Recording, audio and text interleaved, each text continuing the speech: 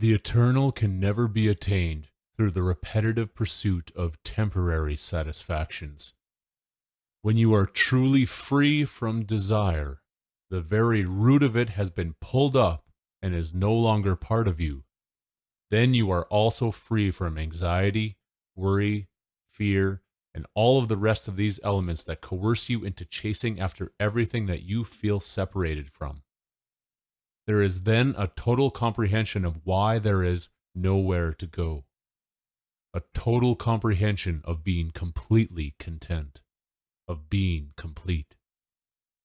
Convincing yourself that you are in this state and legitimately being in it are quite different qualities. So long as there is the desire to chase after anything, there is still desire, and thus the seeds remain sown into the root of your being, which are able to continue growing and manifesting the whole structure of the problem. As long as there is desire, there can never be freedom, and the fight against this fact creates all kinds of anguish, fear, and self-pity. Self-pity, which buries itself once again into egotism, which propels you to chase after your own ideas to begin the same process all over again. An endless chase after nothing. Where is the heart? All of creation centers itself around this question, its significance being incomprehensible. The very few who are truly serious about wanting the truth will let this question sink into the very foundation of their being. Where is the heart? It will be noted here that one must also learn to see in the dark. If it wasn't made clear before, it will be now. This is not entertainment. Those who treat creation like a joke shall also be treated like a joke. The spirit is severely demanding, and to walk its path requires a total effort. It is seen, though, that this really hasn't been fully comprehended. This world has once again been turned into a chaotic circus act, and those in it have so little sensitivity, tied in with such an elevated sense of self-importance, that the very basics of who and what we legitimately are have been all but forgotten. Haughtiness is the order of each day, and the small petty ideas of individualized success and achievement receive the crown of glory, while one arrogantly assumes that all of eternity bows down before their infantile notions and vainglorious acts. The amount of presumption it takes to believe that the whole earth is only here to serve our little ideas goes beyond the absurd. It has forgotten who is really in charge. It has been forgotten that the entirety is not in service to the piece. It is instead the piece that must be in service to the entirety. Entirety is obviously rearranged into eternity.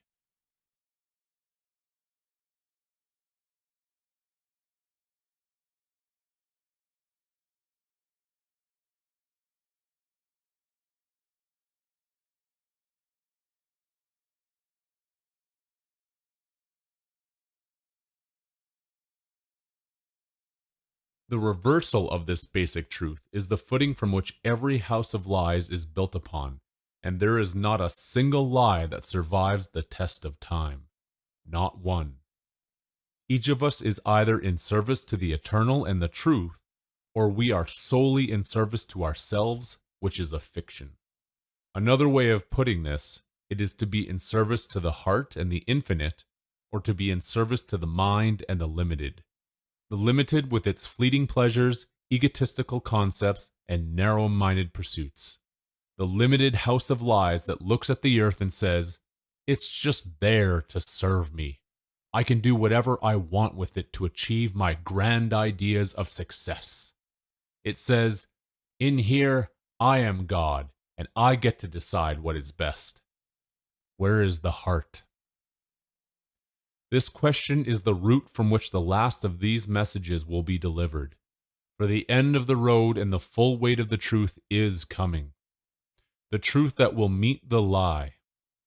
It was asked if there is such a thing as a necessary evil. There is, and the use of this life-destroying technology to deliver these messages has been one of those necessary evils. To believe in technology is to believe in the machine, and the magic of creation in this beautiful earth has been destroyed to create a monster with an endless and voracious appetite. Bytes really do mean bytes, and the word tera means earth. The symbol in computer technology of going from bits and megabytes to gigabytes and terabytes is not some quirky and meaningless coincidence. It is a reflection of what is being done to the earth. It is also no coincidence that tera is from the Greek word meaning monster. What we take from the earth, we take from ourselves. The user is the used. What a terrible bargain to have traded the unfathomable magic of the spirit for the fleeting mirages of physical gratification. Individual hubris is so intensely concentrated, so thick and impenetrable, that it fails to see the obvious. It fails to see the basics. Individual contribution is still contribution, which is why the little is the big. Those who point the finger and say that all problems must be solved outside of oneself also fail to check themselves. The External Savior program completely caters to this mentality, and how many have been caught up in the external fifth dimension outside Savior program, believing that one has done their research, is aware of the general deceptions here, is emanating some perceived proper amount of positivity, and will one day soon be vibrated into some type of higher plane of existence? There is no difference between this belief and any other religious notion of a heavenly afterlife, whereby a person's biological imprint will be carried into the infinite beyond. There is only one key that opens the gates to the eternal kingdom, and a sheer belief in being transported to some alternate reality or fifth dimension is not that key.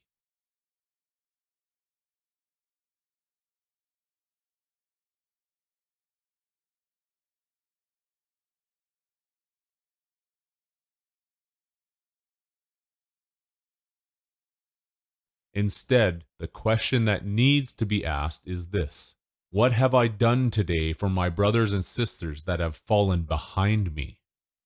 In this human race where everyone is trying to get ahead in the pursuit of building temporary little empires, who is looking behind themselves to see who has been left behind?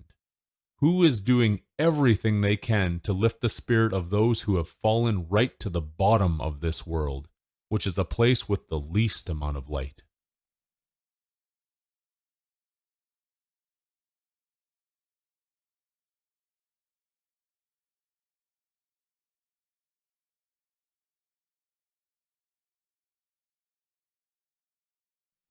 If one wants to walk the path of the heart and the spirit, this is the way.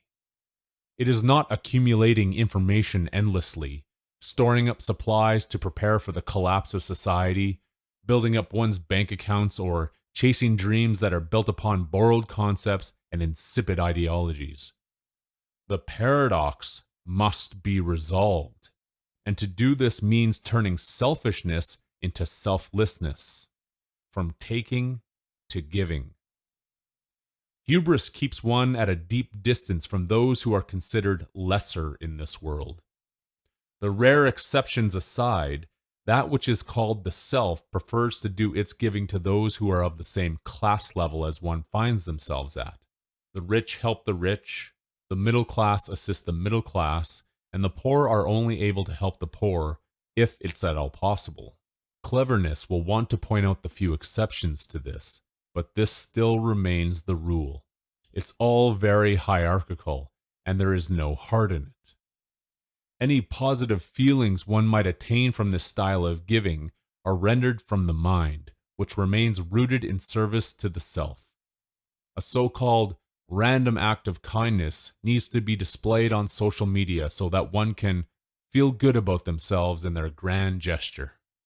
It says, "Everyone, look at this charitable thing that I have done," so that one may receive glorification for their self-appointed act of generosity, the meaning of which was only found once it became recognized in the eyes of the public. The rarity is the one who, in true humility, gives everything and hopes that no one even notices.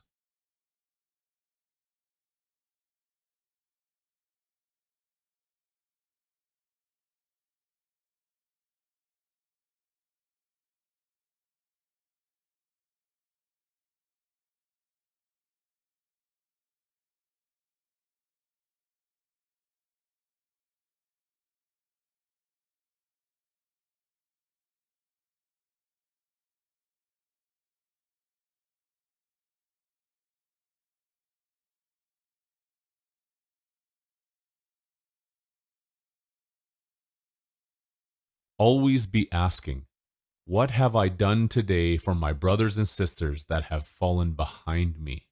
This indicates automatically that one should be last. If any want to comprehend the true meaning behind the symbol of last, this is the essential meaning. Be last. When one is last, not one of our fellow brothers and sisters are left behind. Not one. Be last in the so-called human race, and pick up those who have fallen behind instead of always looking ahead. The excuses, of course, against doing this are many. That life is already so hard. Things are expensive. I'm struggling myself as it is. I have my own family to worry about. What can I possibly do for others that will make any real difference? And on and on. Where is the heart? These excuses fail to see the basic premise again. You are being challenged, and to overcome this challenge of an eternity takes profound effort. Self-pity wants to be nihilistic when it hears this, and will throw its arms in the air and say, I give up. This is all too difficult. How many refuse to see that there are those in far worse hells than they themselves are? The clever mind will project onto the speaker and condescendingly say, what exactly have you done? Who are you to tell anyone what to do? How the speaker walks the path is between this heart and the spirit. And that's all that needs to be said about that. What is being presented here is not simply the correct approach, but is simultaneously the opportunity of an eternity. If any have to be convinced of this, they should not even be here listening. There is still so much circus entertainment out there to indulge in, and it is suggested that the selfish mind get busy consuming as much of it as possible while it's still able to.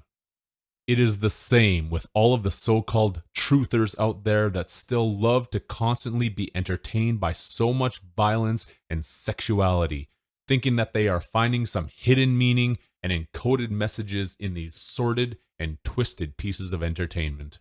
How puerile and childish.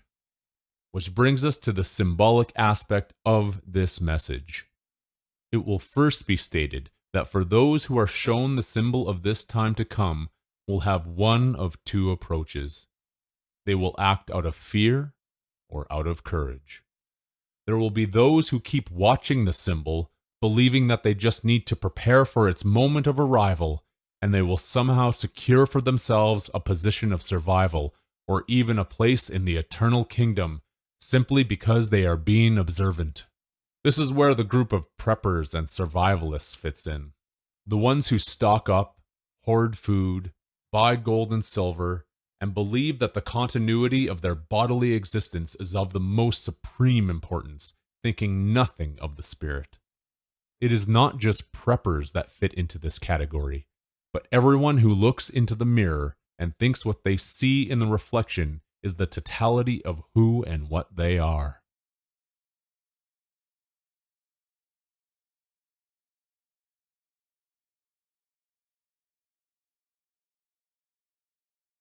It is the one who would see their brother or sister fall down on the long walk through the desert, and instead of giving the last sip of water in the canteen to them, takes it for themselves, because the other is deemed to be done for, and the mind justifies its action by saying, at least one of us might survive. It is a heartless, survival of the fittest evolutionist-style mindset. This is also what is to come in the near future, whereby humanity is stripping the earth bare and turning it into a desert. In the time to come, there will be only deserts of the heart. Everyone scrambling for the last scraps and doing the worst to one another to attain them. Just deserts, just desserts. The heart would be last. It would not only give that last sip of water to their fallen brother or sister, it would also do everything it could to carry them out of that hell. With seemingly no energy and nothing left to give, the heart still finds a way. It still finds something within. It finds the spirit. This is the correct path to walk. It is the path that leads to the eternal. The one who sees the symbol and would walk the path of courage sees that they were on the wrong highway for far too long, and it is now time to change the course. The symbol has been obvious, but very few have paid attention. The most obvious form of it is seen on a digital clock that is displaying no time and a flashing of 8888. The indication of no time simultaneously meaning that one has run out of time. The very beginning of this reality is meeting the very end of it. The top of the hour has reached the bottom, and so on and so forth. This is essentially where we are at now. There is very little time left. The paradox is to be resolved. The circle must always complete itself. A standard piano has 88 keys, all black and white to indicate the paradox of this realm of ones and zeros. The manufacturer Steinway developed this standard in the 1880s, which connects the symbol again, the 88 in the middle of the paradox. 88, it needs to be pointed out, is also two infinity signs, which gives the polarity of the two eternal sides of the checkerboard reality that are playing on this game board of life, the battle between good and evil, as it were. The number 8 is furthermore the Ouroboros, which is the snake of the paradox that inevitably consumes itself at the end of its time. This is cognate with the symbol of 2020 and the perfect vision, which is also hindsight. It is hindsight because the snake head can now see its tail, and the consequence of what it means to have a divided vision that consumes itself. What we take from the earth, we take from ourselves, from our own heart. The ending of time is also the new beginning, which is the reason behind the symbol of the great reset. For this to happen, all of the players must be brought into the game. Everything becomes nothing. The last of the invites to the so-called birthday party of the ages have been sent, and the final circus act is now in full swing. If any want to comprehend why things are continually getting crazier by the day, this is exactly the reason why.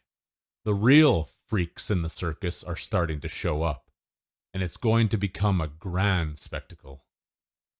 This creates more displacement of the earth from those with dreams of consuming everything. After all, the mind believes that the earth is just there for our pleasure and amusement. The mind declares that we are more relevant than every other creature. And so when it is time for our businesses and dreams, big or small, to be set up, we need to destroy those habitats that are in the way. 8.8 million species that are just there to serve us. Incalculable amounts of pain wrought upon those species to feed our desires and pleasures.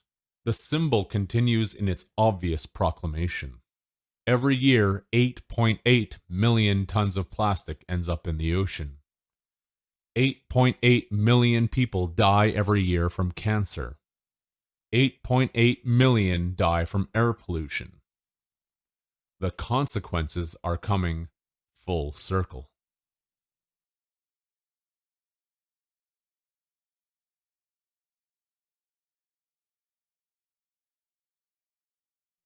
The Big Apple of New York, with its former Twin Towers, hit the population of 8.8 million in 2021 during the quarantine and crowning of the world rebirth of the many in this world who were symbolized to be walking down the Broadway of material desires while taking another bite from the fruit of good and evil. That is because this joke is getting old. It used to be gold, but now it's just getting old. It's running out of gas, as it's said, cognate with the 8.8 million barrels of finished gas consumed in the US per day in 2021. The fictional economy tagged itself into the equation when it was said in 2020 that the so-called pandemic would globally impact the economy by 8.8 trillion. In the field of entertainment, the symbol was most obvious in the Back to the Future trilogy, directed by Robert Zemeckis, with the time machine needing to hit 88 miles an hour, which inevitably manufactured a time paradox. The 9/11 symbolism was prominent in the movie, most notably the scene where the Twin Pines Towers Mall changed to the Lone Pine Mall.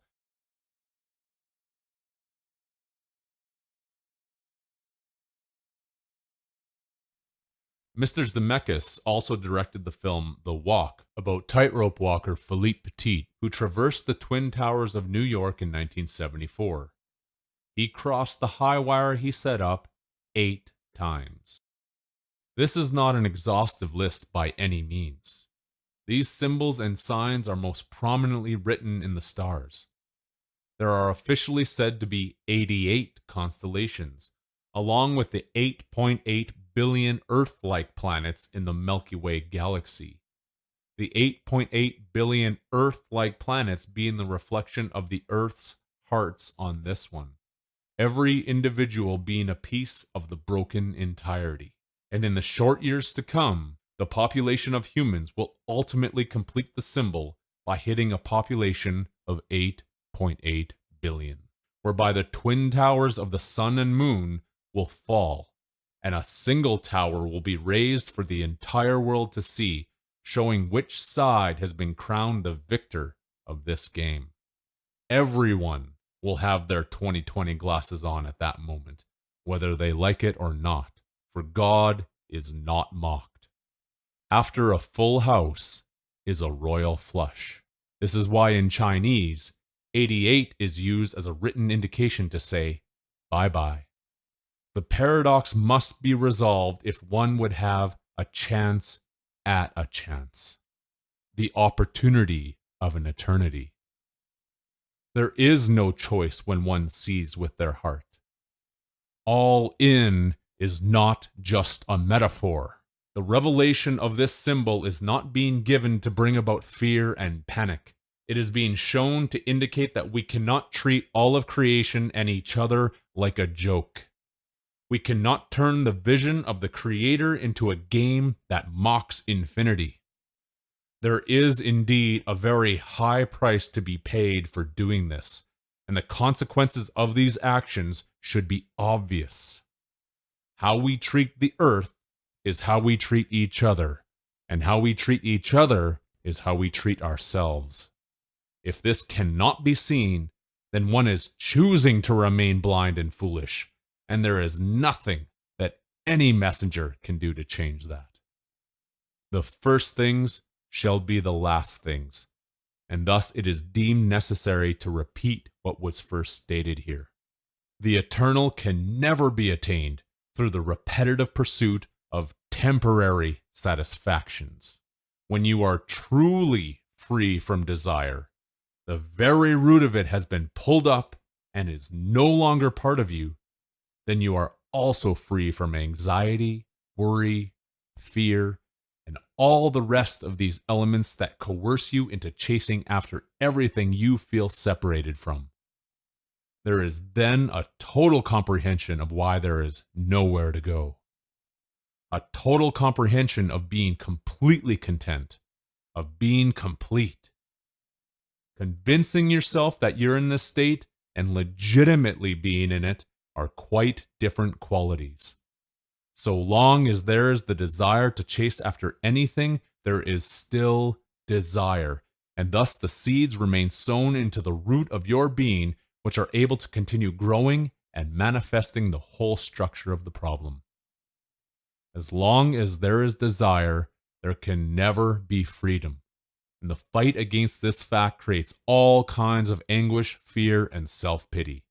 Self-pity which buries itself once again into egotism, which propels you to chase after your own ideas to begin the same process all over again. An endless chase after nothing.